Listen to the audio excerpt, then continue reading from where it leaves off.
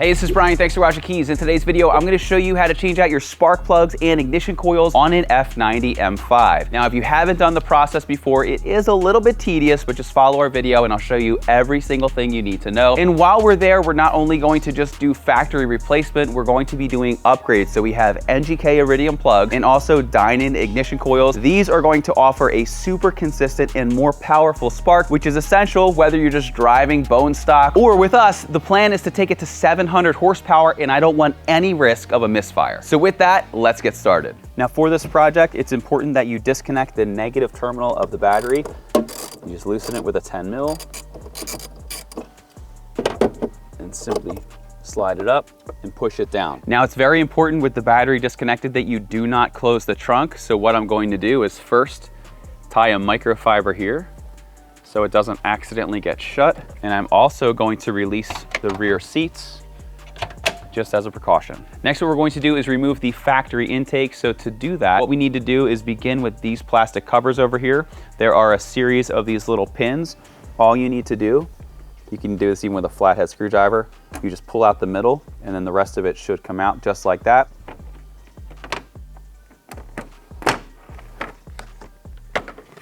Next, what we're going to do is remove the bolts that hold in the support brace. There's a 16 down here and an 18 back here. So at this time, let's remove them.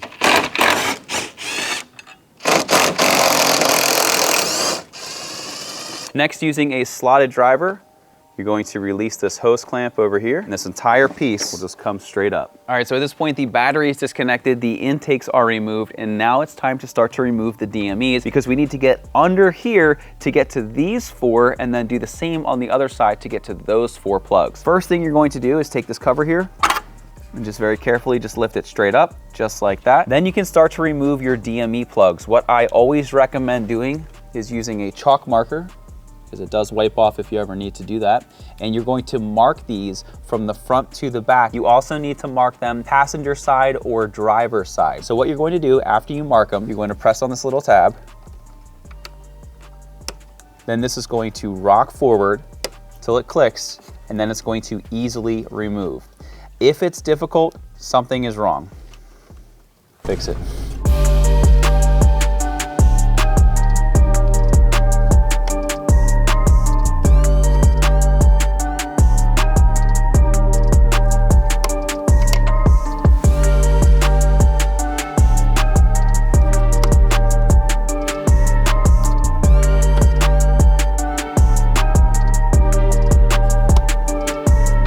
And then the last one I leave unmarked. Then once you're done with the driver's side, do the exact same thing over on the passenger side. All right, so now what you're going to do is you're going to disconnect some of these other connections. Now, typically, like this one here is supposed to be mounted here. This was a used car, looks like it broke at some point in its life. These connections over here, there's one here, and there's one there. You just pull up, and that will carefully release. Same with this one over here, and we'll just push these to the side. Then over here, you just pull that straight up, and that should be all of our connections. The only other thing I want to do is separate this, just like that, and we'll move this out of the way. So then with all of that removed, there's just a 10 millimeter here, and there's another one back here. Then there's just one other clip on the back of it. And once you've done that, this entire thing should come straight out just like this. All right, so then what you're going to do after you do the exact same thing over here, this one has another little board. So again, since these are different, we're just gonna number them as we did the other one.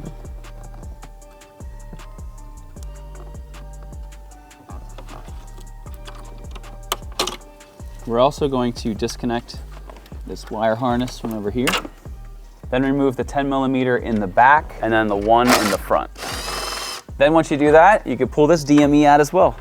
Now, since it's the easiest to show, we're going to start on the passenger side. So we'll start in the back here. Basically what you're going to do is lift up on that back part, and that's going to lever up. Then through this little loop, you're gonna pull it up, just like that.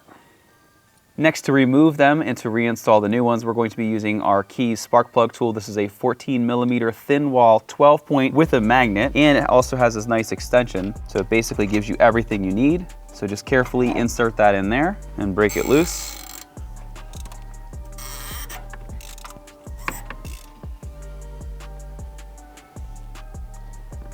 All right, with our spark plug out, we need to prepare the new one to go in. Now, unfortunately, you can't just take them and just throw them in the car, otherwise you're gonna get really bad misfires. What you need to do is you need to properly gap the spark plug right here. So to do that, what we're going to be doing is we're going to be using a feeler gauge. And what you wanna do is you set it to 0.022, and you wanna have it to where it fits in here snug. So it might be really hard to see, but I have quite a bit of wiggle room. So if you have wiggle room, what you wanna do is take the plug, and we have these cool little gap tools on our website if you need one, and then you start to twist it in ever so slightly, and then you can check the gap. Okay. All right, so what I did is I just compressed that down a little bit, and as you can see, it is a much tighter fit when I slide this in. So now this plug is ready to go back in the car. All right, so now what we're going to do is we are going to set our torque wrench to 23 Newton meters, and now we can install them. So now what you're going to do is carefully feed it in and then thread it in by hand and go until it stops. Then you can torque it to that 23 Newton meters. So then you're going to take your new DINAN coil pack. We're going to slide this in. You're just going to make sure that you push it down all the way. Then there's a little connection over here. You line that up. And then as you push that on, you'll notice that this pivoted down. So again, once you start to push that on, that's how you know that you have everything set up pretty good. Then you can continue pushing this lever down. Make sure you hear that audible click, and that's fully installed. From there, let's do the exact same for the other three on the passenger side of the car.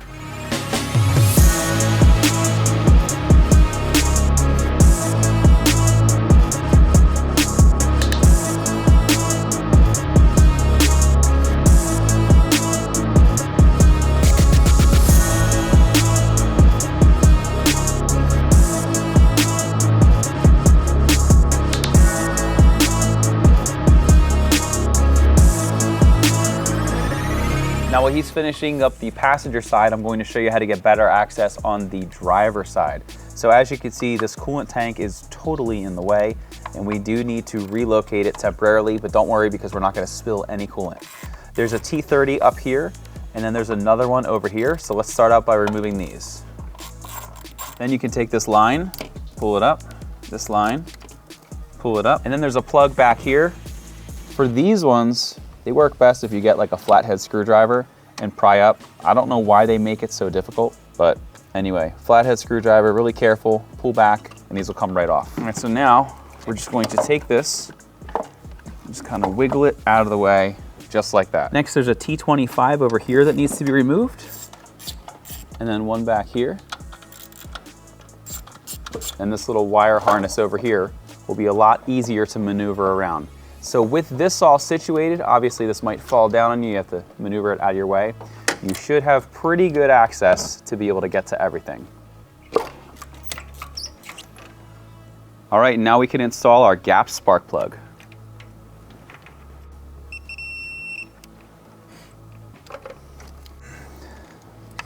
Now if this happens to you where the top part pops off, especially if you're not going to reuse them, I just took my pick tool, looped it in there, pulled it straight out.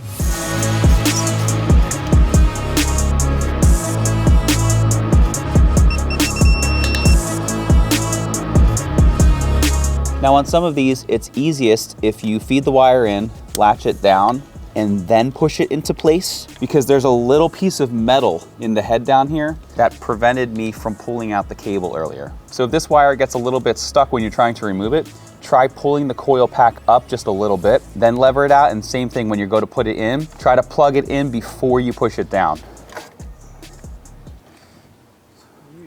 So what this typically means is that we have the issue where the coolant tank is leaking a little bit and it goes actually into the cylinder.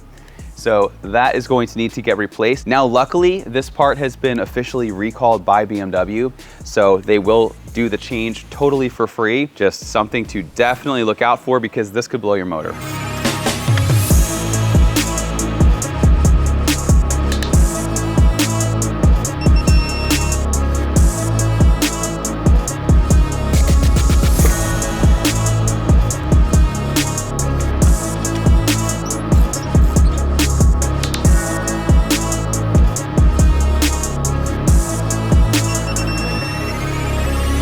All right, now that all of the spark plugs and coil packs are fully installed, we can reassemble our wire harness down here.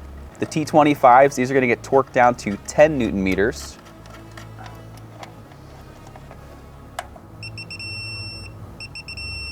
Then we'll take our tank. We'll get this situated back where it needs to go. We'll reinstall these two bolts and these get torqued down to 11 Newton meters.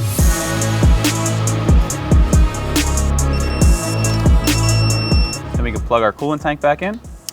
All right, then you can reinstall your DME. All right, so then you can bolt your DME back in.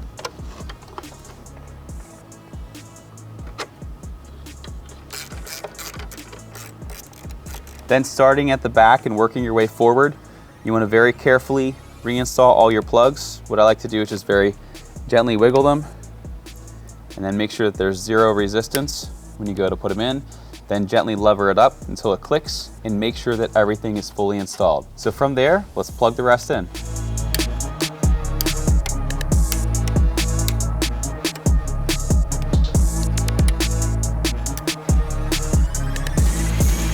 Now let's install the passenger side.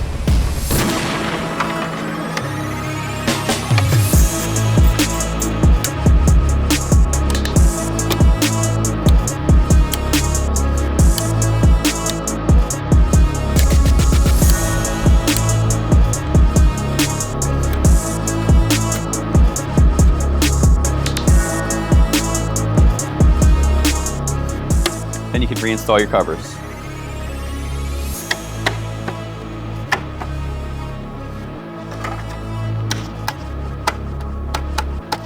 Next up, let's install our engine cover. These little rubber grommets are going to get placed on these little plastic pegs and then just very carefully press down.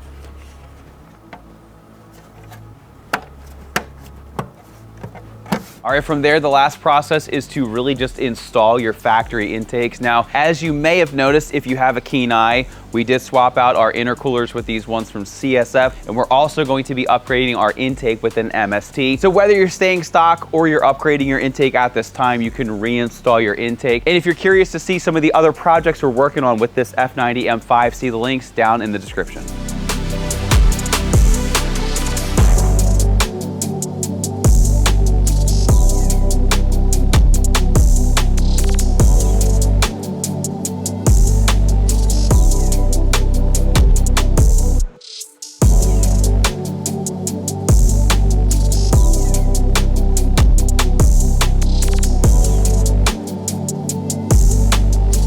Last part of the process is reconnect the negative terminal of your battery. All right, then we're all done. All right, and with that, our spark plug and coil pack installation is 100% complete. So as you saw, it is a little bit tedious, but really it's not overly difficult. It just takes a little bit longer to do than if you were going to do this on an inline 6-cylinder like an M3 or an M4. If you're interested in any of the parts or tools we use in today's video, be sure to see the links down in the description where you'll also find other cool videos on the F90 M5. Once again, my name is Brian. Thanks for watching Kies. If you like our videos, give us a thumbs up, make sure to subscribe. Thanks for watching, and we'll see you in the next video.